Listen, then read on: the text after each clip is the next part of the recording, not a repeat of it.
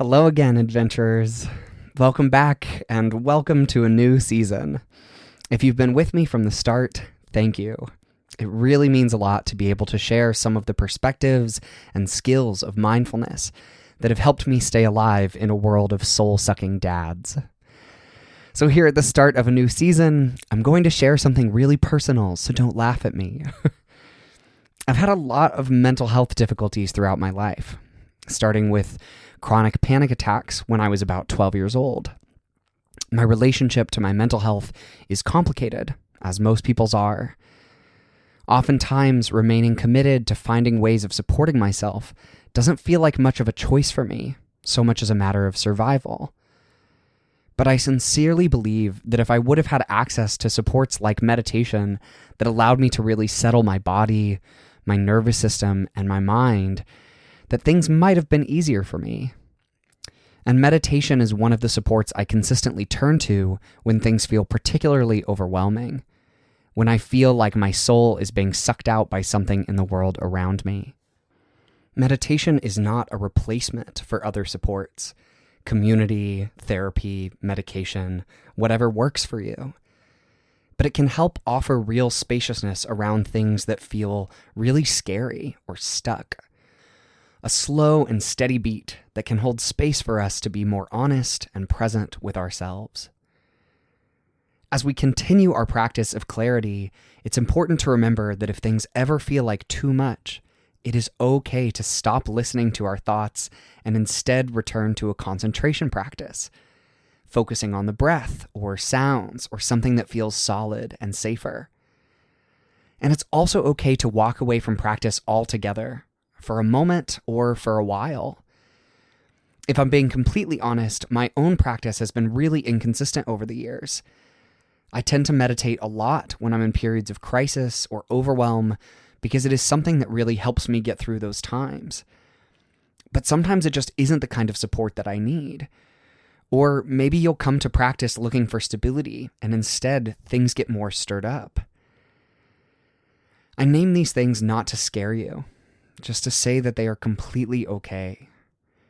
For most of us, there are a lot of things lurking under the surface.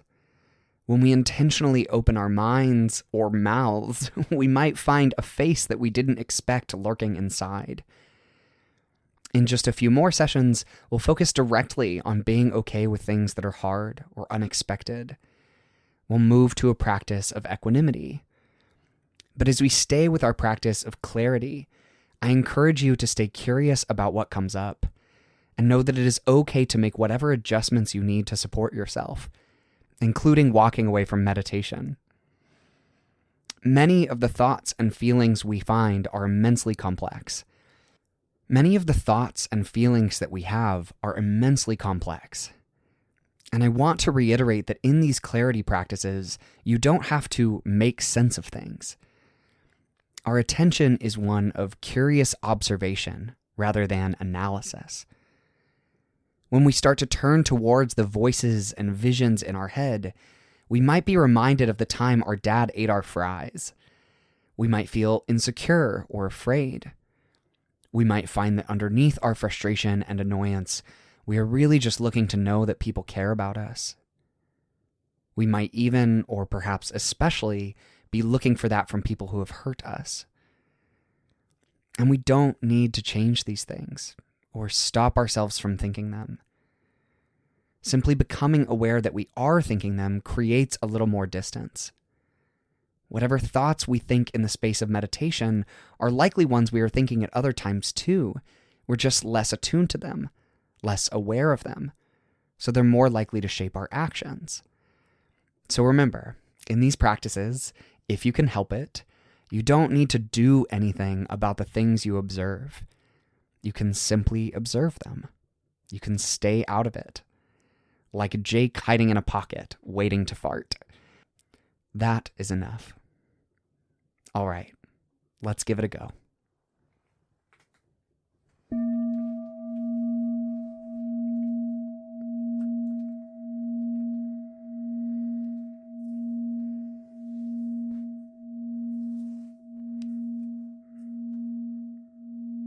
So Whatever posture you're in is fine.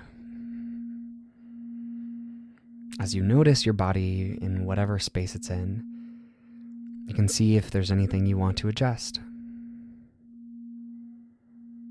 Maybe you want to lie down or sit up, stand or walk around. As you check in with your body in this moment, just seeing what it wants. And it's okay to not know. But bringing a conscious quality to whatever posture you're in and seeing if you can't find a little more balance between alertness and relaxation than you had just a moment ago. Tending to the quiet voice of your body and what feels right to it right now.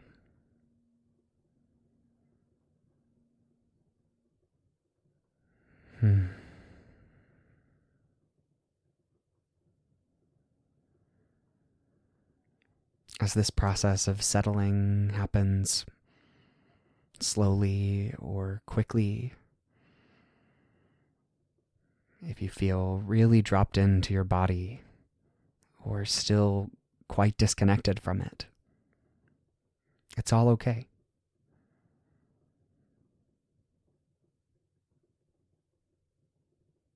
If it feels good, you can pick a gentle anchor point, a home base, a neutral or positive sensation in your body that you can allow your attention to rest on and come back to as often as you like, as often as you find your perspective drifting elsewhere.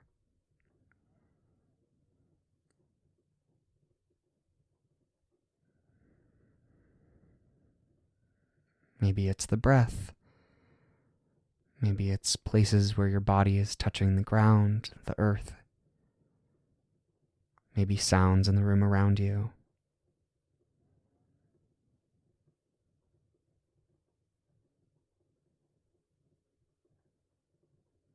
And no matter how quiet or savory and delicious this sensation is, just continuing to allow your attention to come back here 100 times, 1,000,000 times. Thoughts run off elsewhere. You notice maybe a gentle smile. And in this magic moment, you compassionately bring back your mind, bring back your focus. Recognizing that searching for things happening is what the mind does. And it's okay.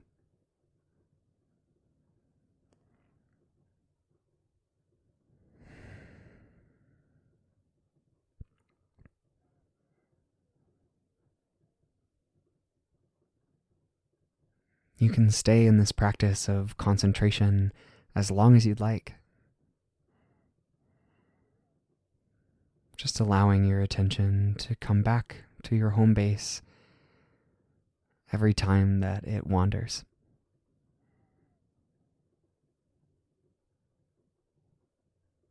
But if you'd like to open focus of practice a little more, then you can allow your attention to widen. The lens of attention taking in more of your experience. Simply allowing whatever body sensation that arises for you to arise.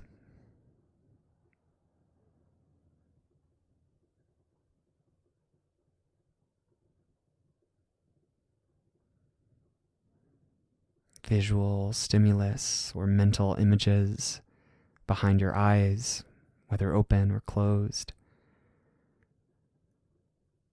Sounds in the space around you, in your own head, mental chatter, the sound of my voice. and feelings, body sensations, heat or pressure, coolness, lightness, or maybe feeling tones, emotions, contraction, sadness or anger or fatigue.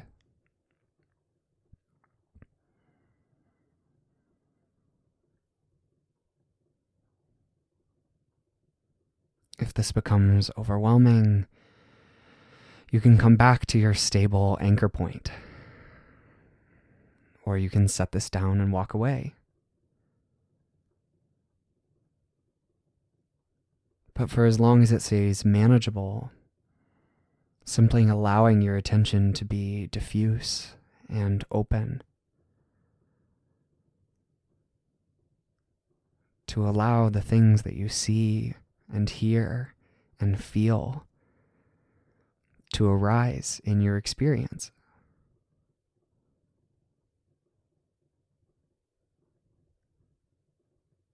Maybe they're slow and discreet. You can clearly tell the sounds apart from your feelings.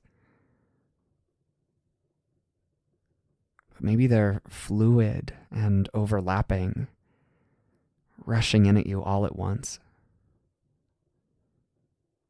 It can be a little overstimulating, even. Paying this kind of attention to all of the subterranean activity that happens in and around you all the time.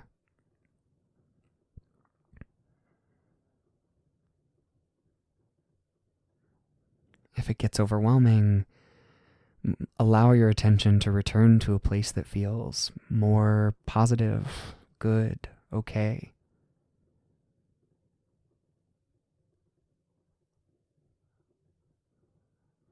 But for any time that it doesn't feel overwhelming, can you feel a sense of lightness or power in paying attention to your experience in this way? To simply allowing every part of your experience to come to you as it is.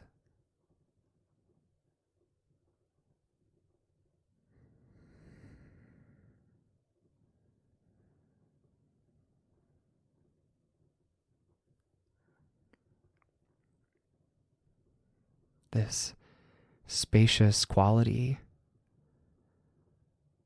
this room for everything happening that is happening, is something you sustain all the time. You survive the world by navigating all of this sensory data, filtering it and prioritizing it, making sense of it.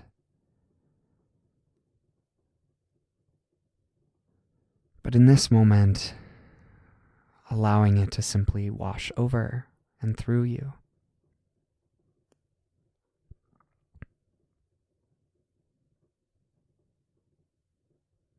Setting down a rigid need to order it or control it as much as you can.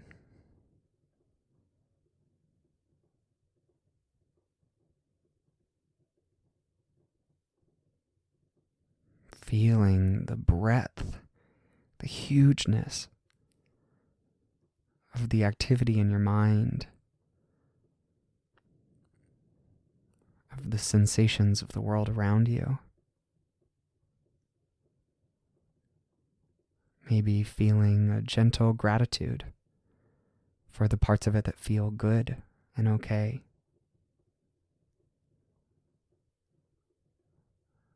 Or at least for your ability to hold this. For this body and mind that have carried you this far. That help you survive what can be a loud and confusing world every moment of every day. feeling held by your own body, by your own capacity.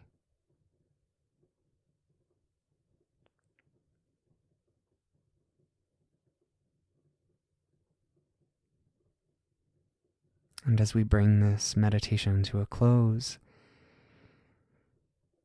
can you allow your attention to come back to your anchor point, or to some part of your experience that feels good and safe and okay?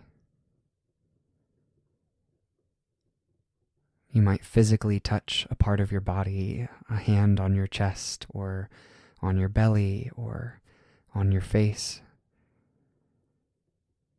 feeling the shape of this self, of this body that is you. Noting its edges and sense of security.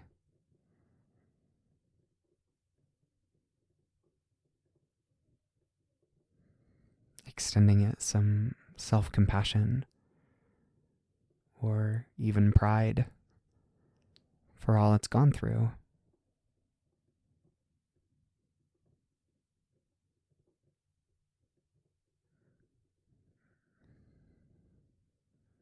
And when you're ready, slowly wiggling your fingers or toes, maybe blinking your eyes open, easing back into the space of the room around you, whatever comes ahead, carrying yourself with gentleness and with this sense of clarity. You got this.